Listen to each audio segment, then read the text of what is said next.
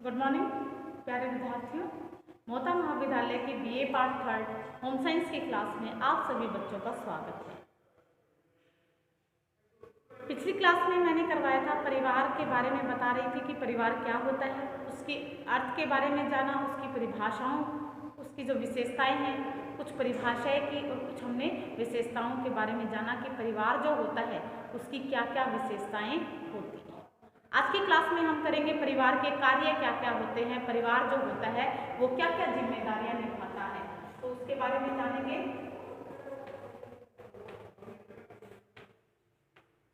परिवार के कार्य,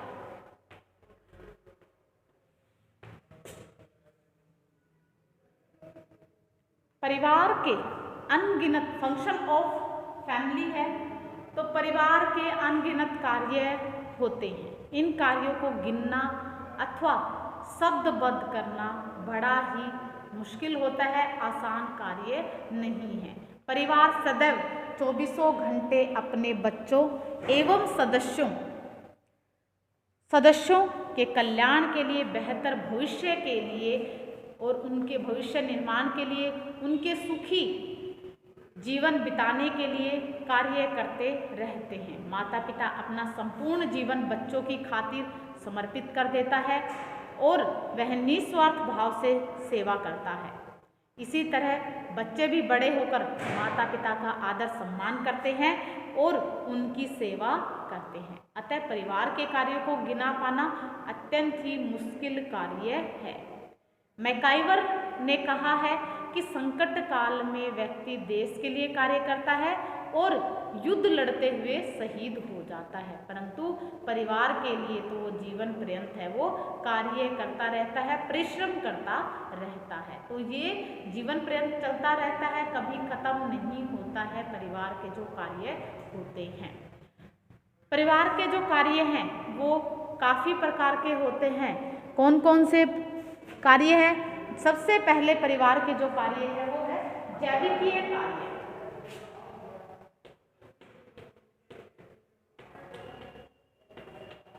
जैविकीय कार्य यानी बायोलॉजिकल फंक्शन है वो क्या है?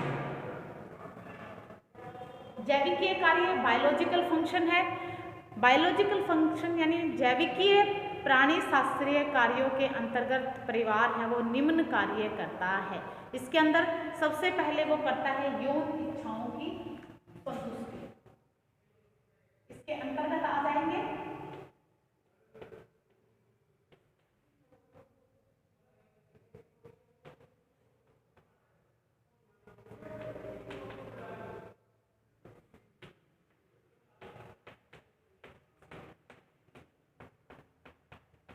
यौन इच्छाओं की जो संतुष्टि है वो कहाँ से होती है? वो परिवार के द्वारा ही होती है। सेटिस्फैक्शन ऑफ सेक्सुअल डिजायर है, यौन इच्छाओं की संतुष्टि है वो परिवार के द्वारा होती है।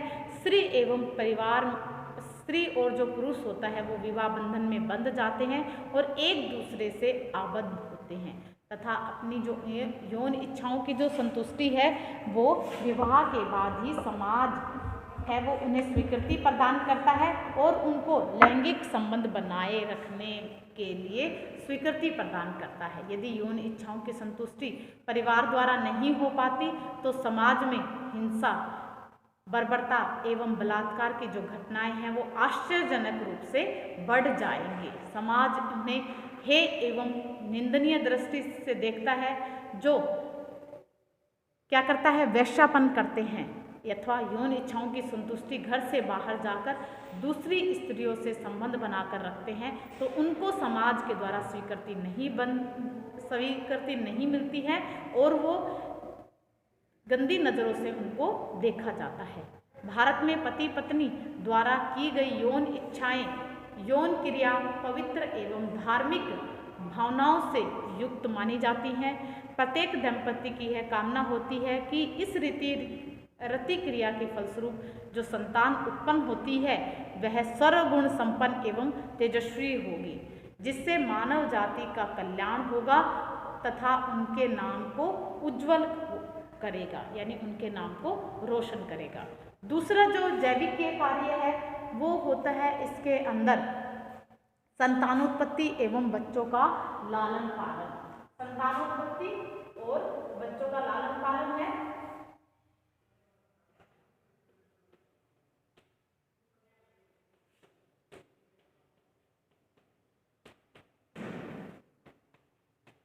संतानोत्पत्ति एवं बच्चों का लालन पालन।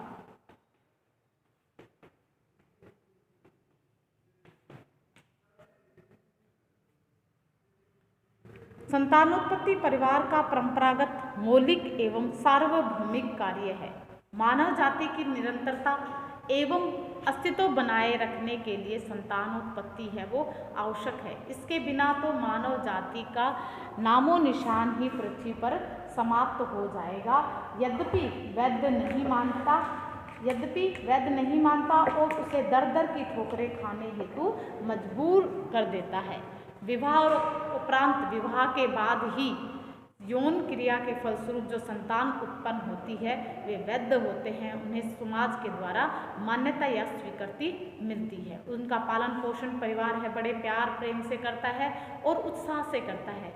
परिवार उन्हें आत्मनिर्भर और स्वावलंबी बनाता है। उनको उसका सामाजिक, मानसिक, आर्थिक विकास करता है तथा योग्य नागरिक बनाता है और बड़े होने पर ही बालक परिवार का वयस्क सदस्य बनकर अपने कर्तव्यों का पालन करता है। तो ये जो 2 पॉइंट आए हैं हमारे जैविकीय कार्य के अंतर्गत, यौन इच्छाओं की पूर्ति और दूसरा है संतानोत्पत्ति एवं बच्चों का लालन पालन। अब आ जाएगा हमारा, इसके अंदर आ जाएगा शारीरिक कार्य।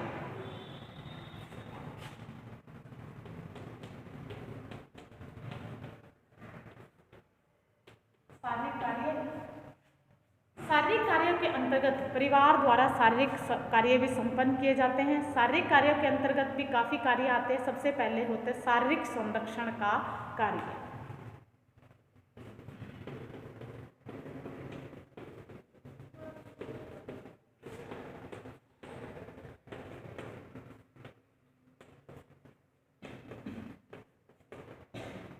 शारीरिक संरक्षण का कार्य व्यक्ति को शारीरिक संरक्षण प्रदान करना परिवार का अत्यंत ही महत्वपूर्ण एवं आवश्यक कार्य है। तभी एक नन्हा शिशु समय के साथ वयस्क बन जाता है और परिवार में ही वृद्ध हो जाता है। परिवार द्वारा सदस्यों को शारीरिक सुरक्षा दी जाती है। परिवार के प्रत्येक सदस्य एक दूसरे का काफ़ी ख्याल रखते हैं। यदि परिवार का कोई सदस्य बीमार पड़ जाता है तो पूरा परिवार उसको उसकी रक्षा यानी उसकी जी जान से सेवा और सुरक्षा करता है। परिवार में यदि कोई शारीरिक रूप से विकलांग या वह किसी भी कार्य करने को में असमर्थ होता है तब भी परिवार उसका भरण पोषण करता है। सर्दी, गर्मी, लू आदि से बचने हेतु परिवार है वो विभिन्न उपाय करता रहता है। शारीरिक कार्य के बाद में आता है, इसी के अंतर्गत आता है भोजन, वस्त्र एवं आवास की व्यवस्था। भोजन, वस्त्र एवं आवास की व्यवस्था।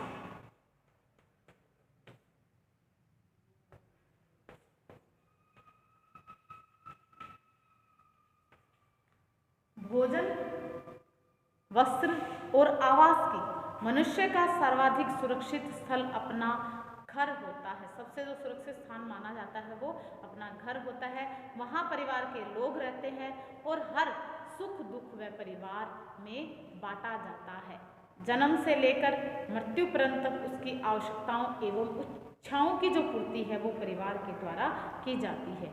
परिवार अपने सदस्यों के लिए भोजन, आवास और वस्त्र की पूर्ति करता है और अपने बच्चों को अच्छा, माता पिता है वो अपने बच्चों को अच्छा खिलाते हैं, अच्छा पिलाते हैं, अच्छे वस्त्र देते हैं, अच्छी शिक्षा देते हैं और जो ये सभी कार्य हैं वो परिवार के द्वारा संपूर्ण किए जाते हैं। और माता पिता स्वयं भूखर रहकर अपने बच्चों को अच्छी प्रकार से खिलाते पिलाते हैं।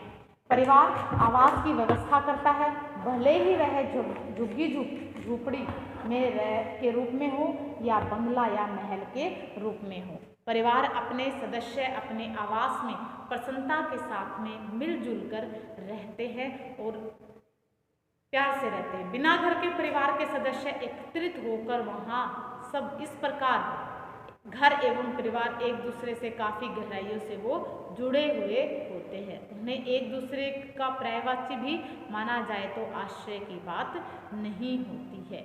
अगला जो शारीरिक कार्य है वो है सुख सुविधाएं प्रदान करने की व्यवस्था।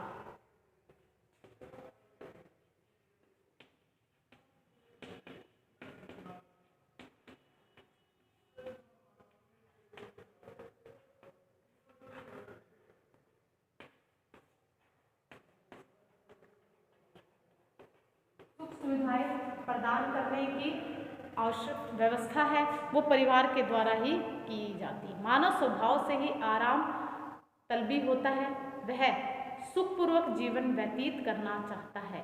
इसके लिए उसे भौतिक वस्तुओं की जरूरत महसूस होती है, जैसे गर्मी में निजात पाने के लिए कूलर की, पंखे की आवश्यकता होती है और सर्दी से बचने के लिए उसे कंबल, मोटे वस्त्रों की आवश्यकता होती है एवं रूम हीटर की आवश्यकता होती है। मनोरंजन के लिए टीवी, रेडियो, फ़ोन इत्यादि की आवश्यकता होती है। खाना पकाने के लिए गैस चूल्हा, कुकिंग रेंज, माइक्रोवेव आदि की आवश्यकता होती है। सोने के लिए पलंग, बेड इत्यादि की आवश्यकता होती है। तो परिवार इन सभी भौतिक आवश्यकताओं की पूर्ति को जुटाने में हर समय लगा रहता है ताकि वे सुखपूर्वक जीवन व्यतीत कर सके और अपनी बहुमुखी प्रतिभा का जो विकास है वो कर सके। तो ये हो गई हमारे शारीरिक कार्य हो जाएंगे परिवार के। अब आ जाएंगे मनोवैज्ञानिक कार्य।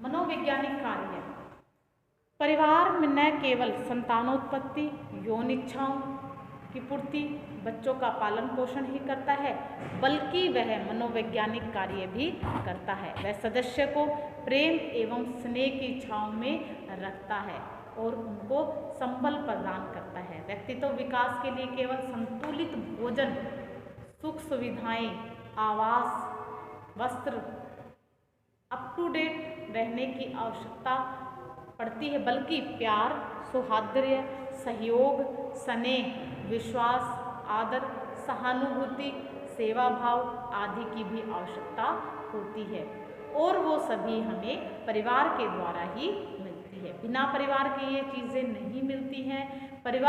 वे परिवार जो तलाक, कलह, क्लेश, मद्यपान आदि के कारणों से विघटित हो गए हैं, उनमें बच्चे एवं अन्य सदस्यों का मानसिक एवं बौद्धिक विकास है वो अच्छी प्रकार से नहीं हो पाता है। उनमें हीन भावना एवं कुंठा भर जाती है। वे समाज में मिलजुल कर नहीं रहते हैं बल्कि मिलजुल कर रहने से कतराने भी लगते हैं। इतना ही नहीं, बच्चे हैं वो अपराधी प्रवृत्ति के बन जाते हैं तथा हिंसा के मार्ग पर चलते हैं, जैसे चोरी, डकैती, लूटपाट, बलात्कार, मद्यपान आदि करने लग जाते हैं। इसलिए यह सबसे अधिक जरूरी है कि परिवार बालकों को मानसिक सुरक्षा प्रदान करे। तो मनोवैज्ञानिक कार्य के अंतर्गत कई कार्य आते हैं, जैसे प्रेम एवं स्नेह देना, मानसिक सुरक्षा प्रदान करना। तो प्रेम और स्नेह है वो हमें परिवार के द्वारा ही मिलता है और जो मानसिक सुरक्षा है वो परिवार के द्वारा मिलती है। मानसिक सुरक्षा प्रदान करने का जो महत्वपूर्ण कार्य है वो परिवार ही करता है ताकि बालक का बहुमुखी विकास हो सके और भौतिक आवश्यकताओं की पूर्ति तो अन्न, जल, वस्त्र एवं आवास से हो जाती है, परंतु मन की भूख तो सम्मान, आदर, प्रेम, सहानुभूति, सौहार्द्य से मिलती है। वे ये संवेग व्यक्ति को सुरक्षा देते हैं तथा अपनेपन का, अपनत्व का भाव जगाते हैं। परिवार के सभी सदस्य एक दूसरे के भावनाओं का ख्याल रखते हैं, एक दूसरे की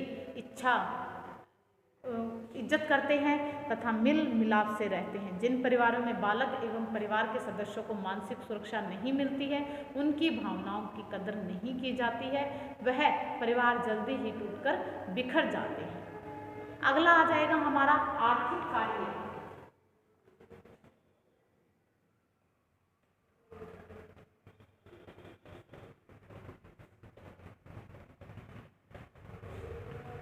परिवार के द्वारा आर्थिक कार्य भी किया जाता है। परिवार के सदस्यों की विभिन्न आवश्यकताओं की पूर्ति हेतु धन अति आवश्यक है। धन के बिना तो जीवन अत्यंत ही कष्टमय, पीड़ादायक एवं दुख भरा हो जाता है, अथवा कहे कि व्यक्ति जीते जी नरक भोगता है। इसलिए परिवार की यह महती जिम्मेदारी है कि वह धन उपार्जित करे।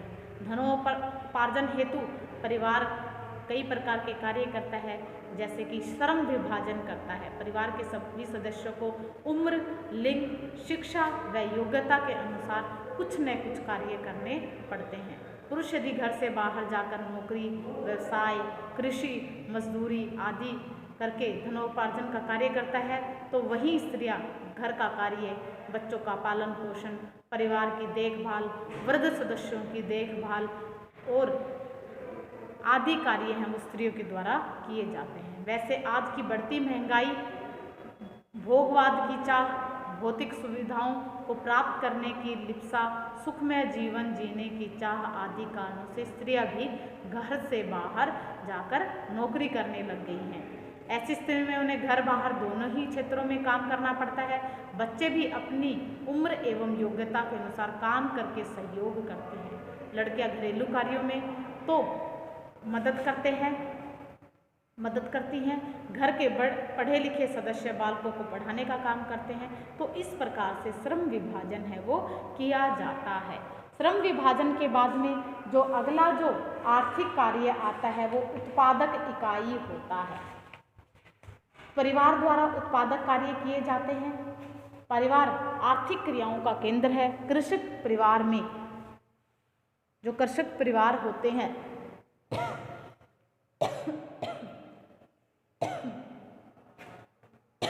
कृषि कार्य हैं वो परिवार के सभी सदस्य मिलजुल कर रहते हैं। निराई, गुड़ाई, फसल को काटने आदि का कार्य महिलाओं और पुरुषों दोनों के द्वारा ही मिलजुल कर किया जाता है।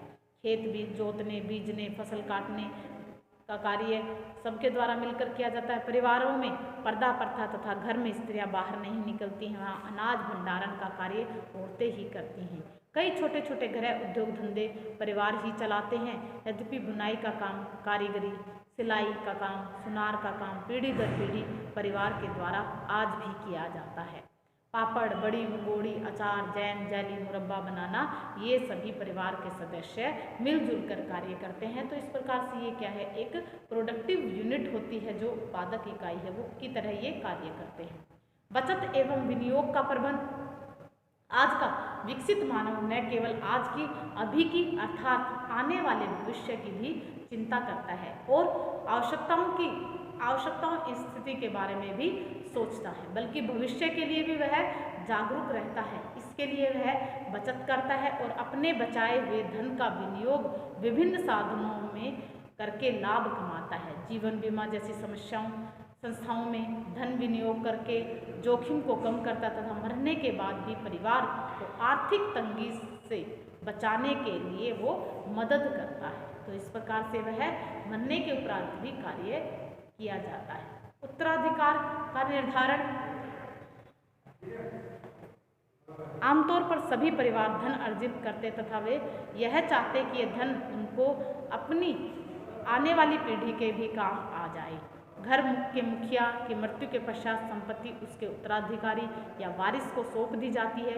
पितृस्थात्मक परिवार में पिता की संपत्ति का जो अधिकारी होता है वो उसका पुत्र होता है। पुत्र को उसकी संपत्ति पर अधिकार होता है। यदि एक व्यक्ति को एक से अधिक पुत्र होते हैं तो संपत्ति का जो बंटवारा है वो बराबर बराबर कर दिया जाता है सभी में। मातृस्थात्मक परिवार में संपत्ति का हकदार उसकी पुत्रियां होती है। वर्तमान में लड़का लड़की में भेद नहीं रहे हैं।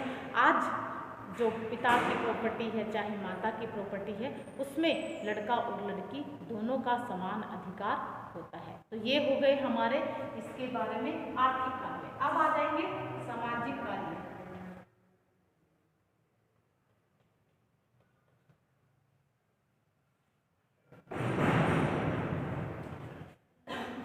परिवार के द्वारा सामाजिक कार्य भी किए जाते हैं। समाज कार्य परिवार को अत्यंत ही महत्वपूर्ण कार्य है जिसे कदापि नकारा नहीं जा सकता है। परिवार का एक अत्यंत ही महत्वपूर्ण कार्य है बालक को एक सभ्य, सुसंस्कृत सामाजिक प्राणी बनाना है। व्यक्ति स्वभाव से ही सामाजिक प्राणी है, वह समाज में रहना एवं जीवन बिताना पसंद करता है। एक सामाजिक प्राणी होने के नाते उसे समाज में बनाए गए नियमों, परंपराओं, रूढ़ियों, जनरीतियों आदि को आवश्यक रूप से अपनाना पड़ता है। तो इस प्रकार से वह कई प्रकार के सामाजिक कार्य करता है, जैसे सामाजिकरण सोशलाइजेशन का करता है। व्यक्ति का सामाजिकरण परिवार में ही होता है। बच्चा जब जन्म लेता है तो अत्यंत लाचार एवं दयनीय अवस्था में होता है। यदि उसे यूं ही छोड़ दिया जाए तो असमय ही वह काल को प्राप्त हो जाता है। परिवार ही उसका पालन पोषण करता है। चलने फिरने, बोलने, उठने बैठने, खेलने कूदने, बातचीत करने का ढंग वो परिवार ही उसको सिखाता है। तो इस प्रकार से परिवार है वो सामाजिकरण का कार्य भी करता है। अब आ जाएगा हमारे इसके अंदर शादी विवाह में मदद। परिवार वयस्क जब हो जाते हैं तो उसकी शादी का सोचना, उसका विवाह करवाना, ये सारी जिम्मेदारी है वो समाज की यानी परिवार की ही होती हैं। मानव सभ्यता को एक पीढ़ी से दूसरी पीढ़ी तक पहुंचाने के लिए मानव सभ्यता का विकास परिवार में ही होता है। वही इसका केंद्र बिंदु होता है। तो व्यक्ति है वो परिवार में रहकर एक पीढ़ी से दूसरी पीढ़ी के जो अपने रीति रिवाज होते हैं, जो अपनी परंपराएं होती हैं, वो परिवार के द्वारा ही दूसरी पीढ़ी को हस्तांतरित किए जाते हैं। तो इस प्रकार से जो परिवार है वो सामाजिक कार्य भी करता है। सामाजिक के बाद में आ जाएगा धार्मिक कार्य। परिवार न केवल सामाजिक, आर्थिक, शारीरिक और जैविक कार्य करता है, बल्कि धार्मिक कार्य भी परिवार के द्वारा किए जाते हैं। धार्मिक कार्य किए जाते हैं।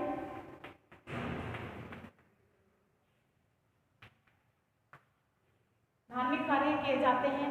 घर में बच्चा हो जाता है तो उसके फंक्शन वगैरह किए जाते हैं। कई प्रकार के अनुष्ठान किया जाता है। धर्म का पालन करना, ईश्वर के भक्ति भाव में उपासना करना, धार्मिक कार्यों को संपन्न करने हेतु नियम और विधियों का बनाना, ये सभी परिवार के द्वारा ही किया जाता है। राजनीतिक कार्य अगला आ जाएगा हमारा राजनीतिक कार्य।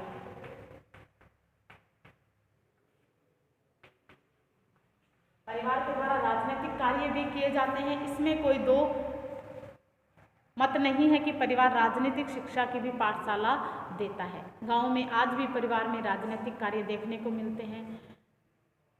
गारो, खासी जो जातियां हैं के घरों में झगड़े परिवार को ही निपटाए, घर झगड़े हो जाते हैं वो परिवार के द्वारा ही निपटाए जाते हैं। चाहे संपत्ति का बंटवारा हो, चाहे परिवार के सदस्यों को उत्तराधिकारी सौंपने का कार्य हो, अन्य भी कोई कार्य हो, वो परिवार के द्वारा ही संपन्न किए जाते हैं।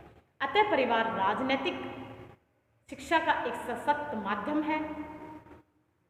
इसे एक राज्य का एक छोटा सा स्वरूप कह सकते हैं। अगला आ जाएगा इसमें हमारे सांस्कृतिक कार्य।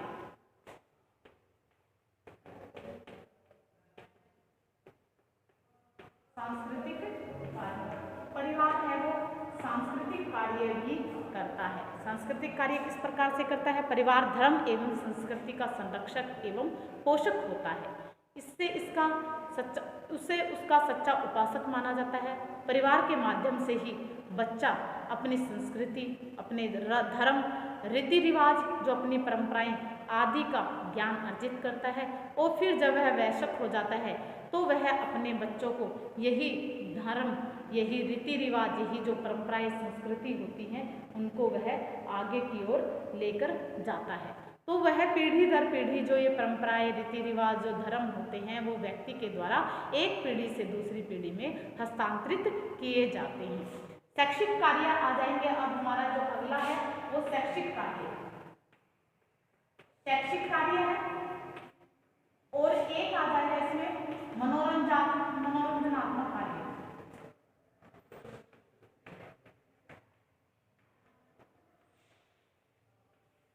परिवार के द्वारा शैक्षिक कार्य जो परिवार के द्वारा किया जाता है, बच्चा जब पैदा हो जाता है तो उसका पढ़ाई का, पढ़ने लिखने का जो खर्चा है वो परिवार के द्वारा उठाया जाता है।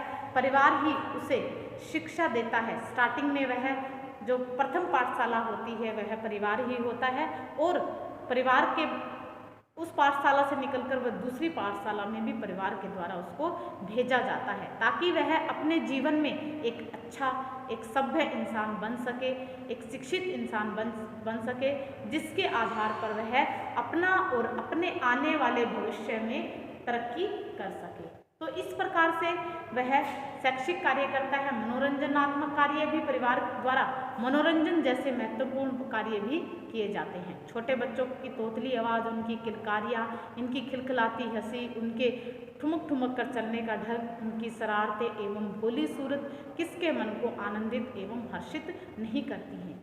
तो इस प्रकार से सामान्यतः निर्धन परिवार में मनोरंजन का कार्य परिवार के सदस्यों के द्वारा ही किया जाता है, परंतु यही धनाढ्य वर्ग के जो लोग होते हैं वो मनोरंजन के लिए अनेक साधनों का उपयोग करते हैं।